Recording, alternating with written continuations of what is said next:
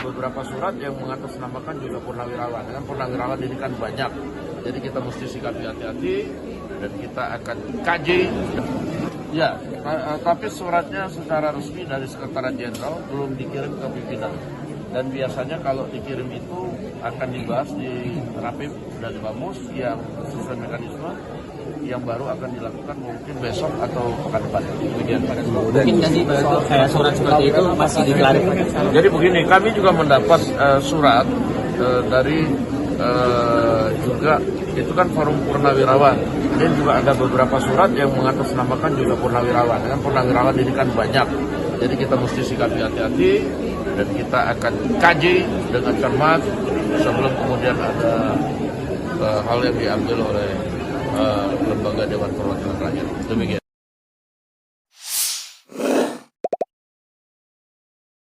Assalamualaikum warahmatullahi wabarakatuh.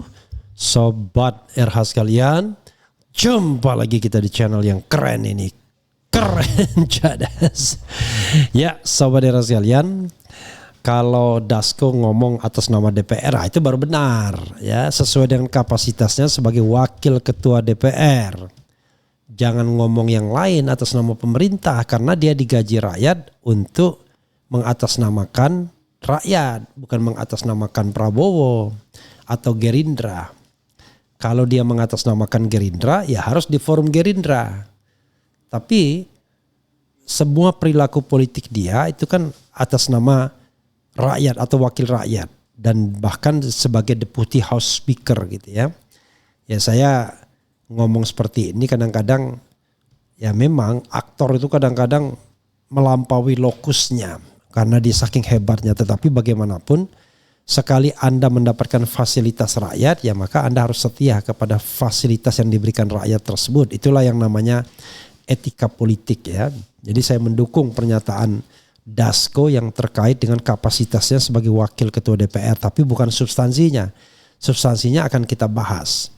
Nah ini Dasko sebut surat pemakzulan Gibran segera diproses DPR. Puan belum lihat. Apalagi nih Puan ya. Ini agak aneh juga sebenarnya, tetapi ya tidak apa-apa karena ya maybe her character ya seperti itu, her character ya. Kemudian ada juga yang terkait dengan nanti tulisan Marwan Batubara, analisisnya soal pemakzulan ini. Coba kita lihat ya. Dasko sebut surat pemakzulan Gibran segera diproses DPR. Puan belum lihat dari inilah.com.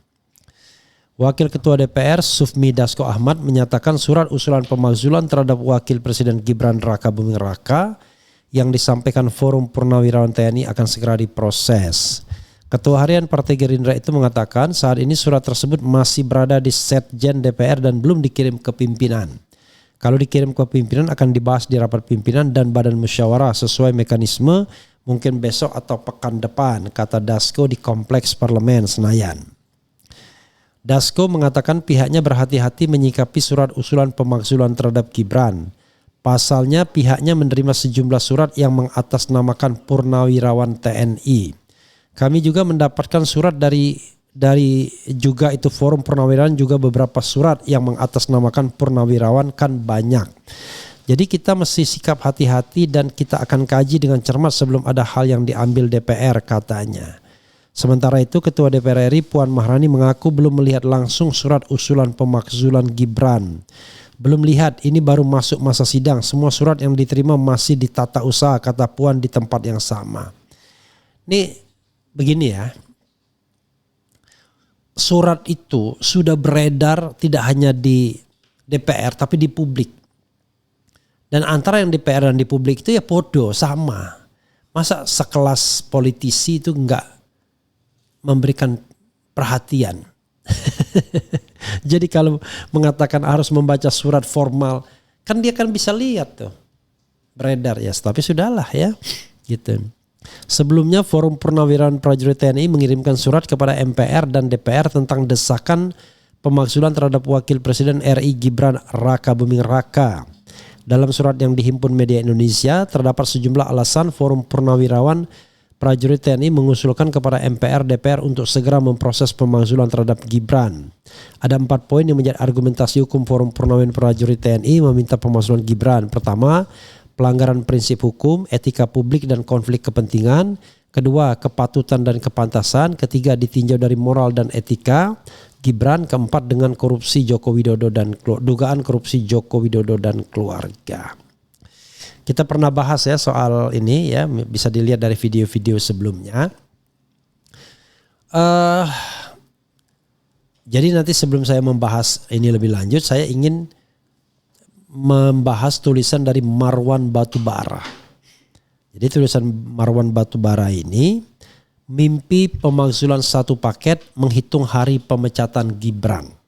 Oke, coba kita bacakan apa yang dituliskan oleh Marwan Batubara yang disampaikan juga kepada saya ya. Oke, coba kita bacakan. Marwan Batubara, petisi 100.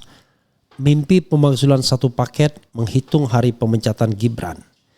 Dalam beberapa hari terakhir banyak media cetak _digital memuat pernyataan Jokowi tentang pemakzulan 1 paket.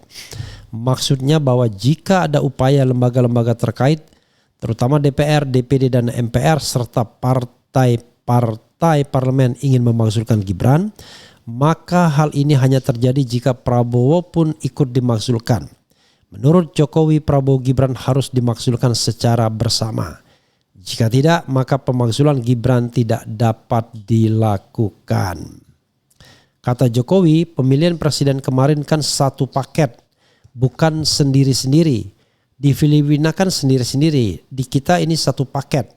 3 hari kemudian Jokowi kembali tampil membela Gibran dari ancaman pemecatan oleh DPR MPR.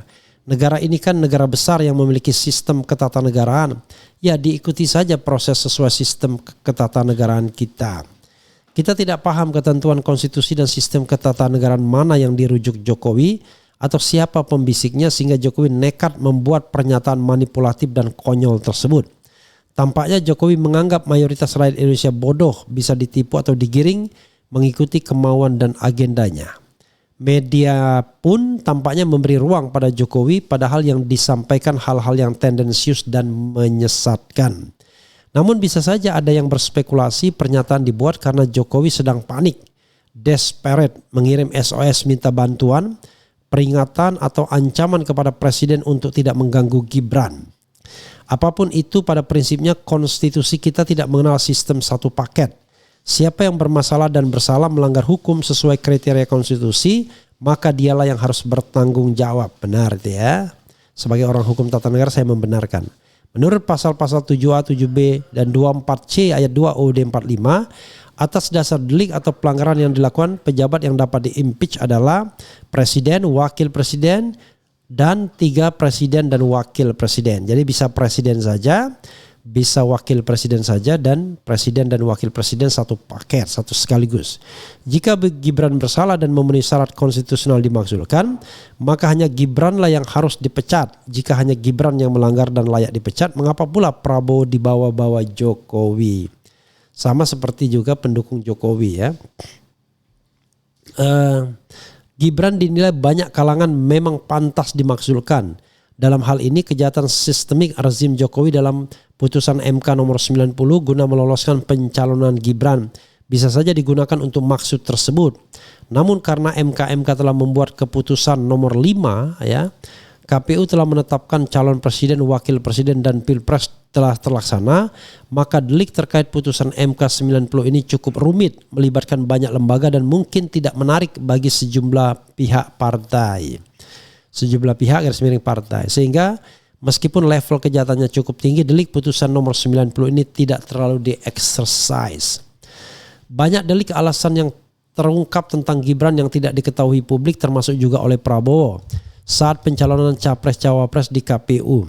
Delik-delik ini muncul dan terungkap setelah Gibran dilantik. Maka alasan-alasan inilah yang harus di-exercise dan diproses DPR, dapat didahului angket DPR guna memakzulkan Gibran. Diyakini karena pelanggaran ini terjadi atau terungkap setelah proses Pilpres 2024, maka pelanggaran ini bebas dari tanggung jawab Prabowo gitu ya. Pemakzulan atau impeachment adalah sarana yang membuka kemungkinan dilakukannya pemberhentian seorang presiden atau wakil presiden dari jabatan sebelum masa jabatannya berakhir, ya. Sebelum masa jabatannya berakhir. Kemudian menurut pasal 7A Undang-Undang Dasar 1945 ada 6 alasan mengapa presiden dan atau wapres RI layak dimakzulkan, yaitu pengkhianatan terhadap negara, 2 korupsi, 3 penyuapan, 4 tindak pidana berat lainnya, 5 perbuatan tercela dan tidak lagi memenuhi syarat sebagai presiden. Jadi 6 ini, kalau 4, 5 dan 6 itu tidak berisi satu butir, ya. Terutama tindak pidana berat lainnya itu banyak sekali.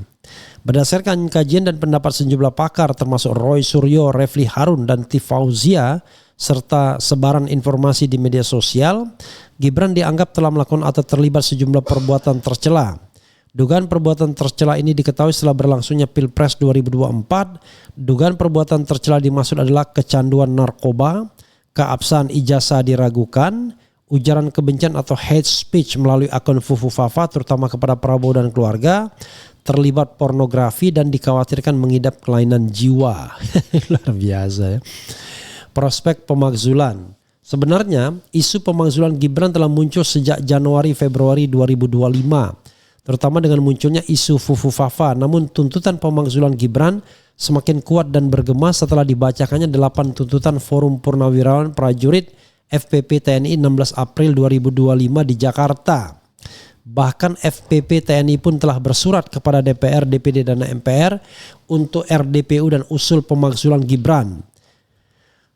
Oke, butir ke-8 tuntutan FPI TNI justru mendapat dukungan publik yang meluas, terutama karena mempertimbangkan fakta dan kondisi objektif Gibran yang dinilai tidak layak atau tidak mampu memimpin negara sebesar seperti NKRI. Penyikapan ini juga terkait dengan dugaan perbuatan tercela Gibran, terutama jika merujuk prinsip-prinsip moral agama Pancasila dan Undang-Undang Dasar. Ibarat bola salju, dukungan pada FPP TNI dan pemakzulan Gibran terus membesar, datang dari berbagai kalangan, tokoh, ormas, kampus, mahasiswa, dan daerah. Disadari proses pemakzulan mencakup 2 aspek penting, yakni hukum dan politik.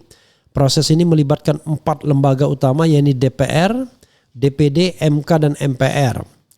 Urutan proses dimulai dari DPR sebagai langkah awal yang bersifat politis, berlanjut di MK sebagai langkah hukum untuk menilai layak tidaknya pemakzulan, dan langkah akhir setelah MK merekomendasikan kelayakan pemakzulan ke DPR yang bersifat politis di MPR. Seperti disinggung di atas, dari sisi hukum sepanjang hakim-hakim MK bersikap amanah, maka pemakzulan Gibran sangat visible. Maka hal yang sangat menentukan adalah sikap politik DPR dan partai-partai. Luar biasa nih Marwan Mas Panjang juga yang dituliskannya, ya. Oke. Apa lagi nih, ya?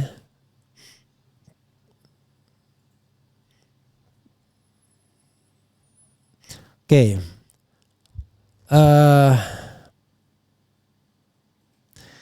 Reminder pada Prabowo dan pimpinan partai, ya. Oke, kita sedikit bacakan lagi, ya.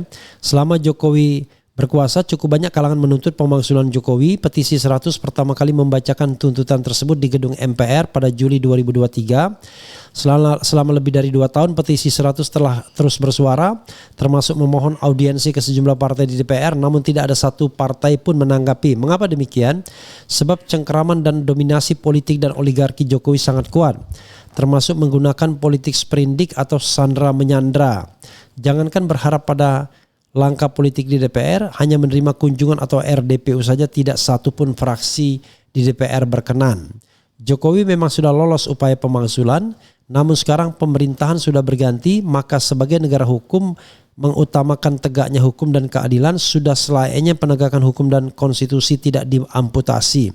Sikap dan langkah-langkah politik otoriter dan dominasi oligarki. Sudah seharusnya kekuasaan oligarki warisan Jokowi diakhiri, yang saat ini coba bertahan melalui tangan Wapres Gibran dan sejumlah menteri yang dipaksakan Jokowi pada Prabowo pada surat perintah Solo 13 Oktober 2024. Jokowi 3 periode sebenarnya sedang berlangsung, lalu di mana dan akan kemana Prabowo membawa NKRI dan harkat martabat bangsa dan nasib rakyat. Oke Sobat Era sekalian, ya kita tidak baca mengenai bagaimana reminder pada Prabowo dan pimpinan partainya. Apalagi ya, tapi tanggung ya, namanya tulisan orang, kita bacakan dulu dah. Ya, reminder pada Prabowo dan pimpinan partai. Maka muara dari butir ke-8 tuntutan FPP TNI, pemakzulan Gibran sangat tergantung kepada Presiden Prabowo dan sikap para pimpinan partai. Untuk itu agar mampu dan berani bersikap objektif, amanah, pro konstitusi, pro hukum, pro negara dan pro rakyat, kami dari petisi 100 perlu mengingatkan dan menggugah sikap Prabowo dan para pimpinan partai atas sejumlah fakta dan keprihatinan berikut ini.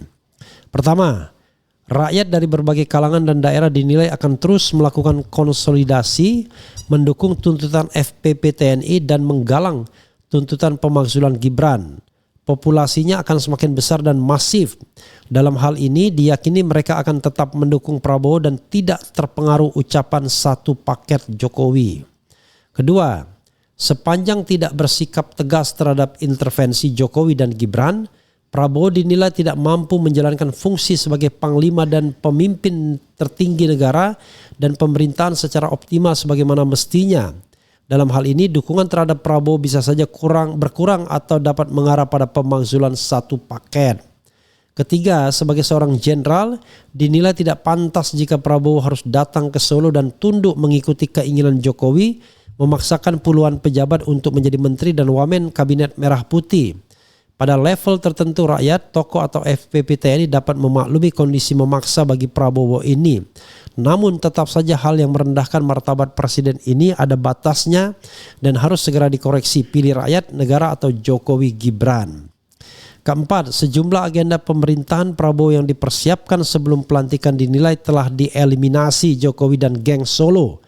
Hal yang sama terjadi pada pakar-pakar pendukung atau tim ses Prabowo yang sebelumnya diproyeksikan, maka saatnya bagi Prabowo bersikap tegas, melakukan koreksi termasuk terhadap pelaku pelanggar konstitusi layak makzul. Kelima, saat ini merupakan momentum yang tepat bagi Prabowo untuk menepis isu matahari kembar dan sekaligus membuktikan bahwa dirinya lah the real president of NKRI. Bagi rakyat, dualisme kepemimpinan ini terutama karena cawe-cawe, intervensi, pendiktian dan upaya pelanggengan dinasti politik. Dinasti politik Jokowi ini sangat memalukan bangsa dan tidak dapat ditoleransi. Maka muaranya kembali pada Prabowo, pro rakyat atau akhiri dinasti Jokowi. Keenam, dipahami Prabowo berhutang banyak pada Jokowi atau geng Solo termasuk sebagai mitra utama Pilpres 2024. Namun kesetiaan pada mitra, apalagi sang mitra terus cawe-cawe, mendikte dan mengganggu agenda pemerintah serta justru memperoleh manfaat lebih besar, tidak harus terus dibiarkan bercokol mengorbankan kepentingan negara dan rakyat. Ketujuh, Prabowo sekarang adalah presiden seluruh rakyat yang terus dilulukan setelah pidato pelantikan 20 Oktober 2024. Tekad memberantas korupsi, menjalankan berbagai kebijakan populis dan lain-lain. Namun setelah berkuasa lebih dari 6 bulan, berbagai agenda dan pernyataan yang diucapkan tampaknya hanya menjadi omon-omon karena tak mampu dilaksanakan, terutama karena diduga masih kuatnya dominasi Jokowi atau geng Solo. Kedelapan, salah satu alasan penting mengapa muncul tuntutan pemakzulan Gibran dari FPP TNI adalah kekhawatiran nasib bangsa ke depan jika dipimpin Gibran. Terutama jika presiden berhalangan tetap, mereka sulit membayangkan eksistensi NKRI ke depan dan martabat bangsa ini jika dipimpin seseorang yang kapasitasnya kurang ditinjau dari berbagai aspek.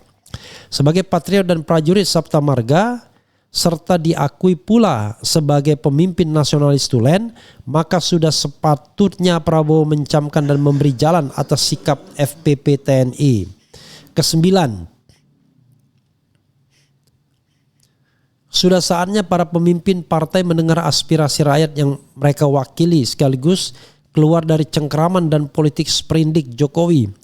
Partai-partai harus independen, bertobat, mengutamakan prinsip moral, menegakkan hukum dan keadilan, serta menjauhkan diri dari politik pragmatis transaksional, penyebab lolosnya putusan MK nomor 90 dari fungsi pengawasan DPR. Dalam hal tuntutan pemakzulan Gibran, partai-partai harus kembali pada prinsip Indonesia adalah negara hukum. Bukan politik tetapi hukumlah yang menjadi panglima. Saatnya DPR membentuk pansus angket pemakzulan Gibran. Sejumlah kalangan menyatakan Prabowo dianggap salah satu yang berkepentingan atau berperan di balik munculnya butir ke-8 tuntutan FPP TNI. Disebutkan Prabowo telah meminjam tangan pihak lain guna menyingkirkan Gibran. Karena mendapat informasi terpercaya dari Badan Pekerja FPP TNI, kami yakin keseluruhan tuntutan tersebut murni aspirasi pada anggota FPP tanpa intervensi pihak luar, termasuk yang terhubung ke Prabowo. Namun, terlepas dari spekulasi di atas, kami dan sejumlah anggota FPP TNI tidak merasa terganggu dituduh sebagai tangan yang dimanfaatkan Prabowo. Malah secara terbuka kami pernah menyatakan silakan pemerintah atau Prabowo memanfaatkan gerakan advokasi kami.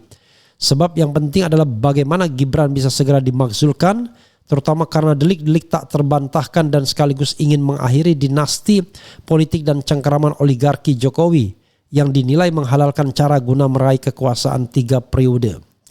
Penasihat khusus Presiden bidang Polkam Wiranto menyatakan Presiden Prabowo menghormati dan memahami tuntutan yang disampaikan FPP TNI. Namun karena masalahnya sangat fundamental dan tidak ringan, Wiranto mengatakan Prabowo tidak bisa serta-merta menjawab. Untuk saat ini tampaknya jawaban Prabowo dianggap cukup. Namun beberapa hari ke depan rakyat pasti berharap hal-hal progresif. Kemajuan yang mengarah terpenuhinya tuntutan, yaitu tuntutan yang telah sangat baik dirumuskan FPP TNI. Minimal Prabowo tidak menghalangi upaya pemakzulan, apalagi sampai mendukung mimpi pemakzulan satu paket Jokowi. Bola salju gerakan tuntutan rakyat terus menggelinding dan membesar. Semoga hari pemakzulan Gibran itu akhirnya segera tiba. Luar biasa. Panjang sekali tulisannya ya. Yang dibuat oleh Marwan Batubara. Jadi saudara sekalian ya, sekali lagi saya ingin mengatakan apa yang saya ingin katakan adalah begini. Kalau pemakzulan Gibran itu sudah banyak saya sampaikan ya. Saya sampaikan di berbagai kesempatan, di iNews saya sampaikan, kemudian di forum ILC Bang Karni saya sampaikan. Intinya kalau mau mencari alasan hukum, kemungkinan besar bisa saja. Ya. Terutama perbuatan tercelah. Itu fufu fafa itu udah jelas sesungguhnya. Soal kecanduan pornografi bisa juga. Soal narkoba it is questionable, tetapi kan harus diverifikasi, diklarifikasi agar tidak menjadi isu. Soal kemampuan real juga bisa dipermasalahkan. Kalau orang sudah misalnya bermasalah dengan drug, ya maka dia bermasalah juga kesehatan rohaninya. Jadi sobat era sekalian, agar ini tidak menjadi sebuah spekulasi, maka yang paling bijaksana adalah DPR membentuk tim pansus untuk mengklarifikasi hal-hal yang menjadi isu tersebut. Isu fufu fafa, isu drug, isu kemampuan rohani, isu pornografi, dan lain sebagainya. Nah yang begini-begini saja sebenarnya cukup untuk memakzulkan Gibran kalau itu terbukti. Tidak usah hal-hal yang berat seperti korupsi dan lain sebagainya. Korupsi atau penyuapan dan lain sebagainya yang juga di-raise oleh forum TNI. Yang dia kaitkan dengan pemberian modal Ventura hampir 100 miliar kepada anak-anak Jokowi termasuk Gibran tentunya. Ketika mau buka usaha macam-macam, ada mangkokku, ada macam-macam lah. Nah saudara sekalian, kalau dari segi hukum sebenarnya mudah mengkonstruksikannya, memang yang jadi masalah adalah mesin pendorong politiknya kan tinggal. Kalau kita bicara mesin pendorong politiknya, ya motornya adalah Prabowo Subianto. Kalau Prabowo oke, ya jalan. Kalau Prabowo tidak oke, ya nggak akan jalan. Karena tetap dia yang akan memberikan semacam katakanlah semacam tanda. Cuma kalau saya menganggap bahwa isu ini akan dijadikan sebagai kartu truf. Kalau Gibran macam-macam, kalau Gibran tidak setia lagi kepada Prabowo, kartu truf ini akan dimainkan. Tetapi jangan lupa, Jokowi dan Gibran tentu tidak akan tinggal diam.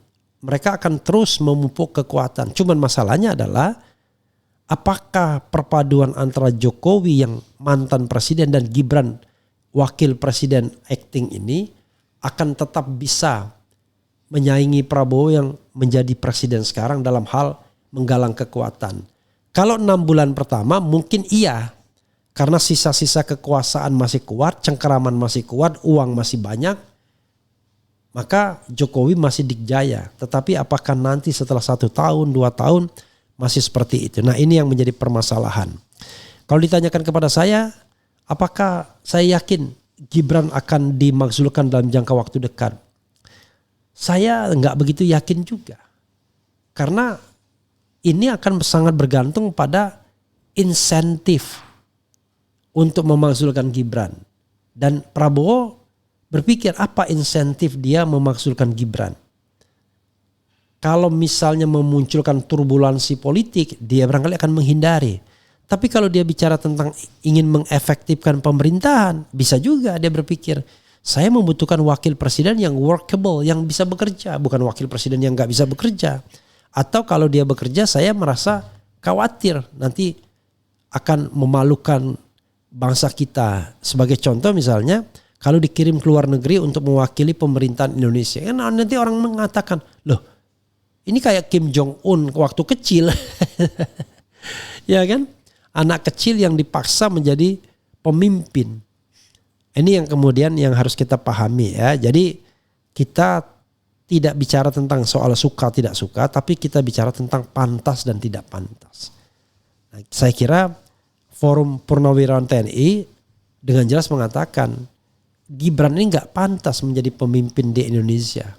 Walaupun dia dipilih oleh rakyat Indonesia, tapi jangan lupa itu kan pemilihannya orang lihatnya Prabowo, bukan lihatnya Gibran Raka Buming Raka.